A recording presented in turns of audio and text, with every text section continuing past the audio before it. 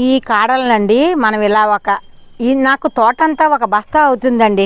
నేను ఆల్రెడీ ఉదయాన్నే వేసేసాను కూడానే.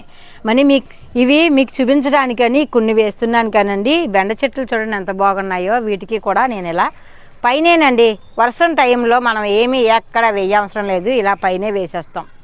చూశారు కదా, ఇది ఫ్రిడ్జ్లో ములగ చెట్టు అండి. ఈ ములగ చెట్టుకి కూడా మనం ఇలా కొంచెం అయితే వేసేద్దాం.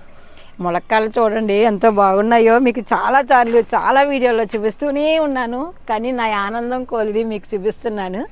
ఇవన్నీ కూడా ఎంత బాగున్నాయో చూడండి చక్కగా. ఆ పైన అయితే పై కొమ్మలు అయితే కాయలేదండి, ఈ ఒక్క కొమ్మకే కాసింది. ఎందుకంటే ఇది నేను రిపోర్ట్ చేసినప్పుడు ఈ ఒక్క కొమ్మ మాత్రమే ఉందండి. కత్తిమా కొమ్మలన్నీ మనకే ఇరిగిపోవటం జరిగింది. అవేమో పూత మీద ఉన్నాయండి.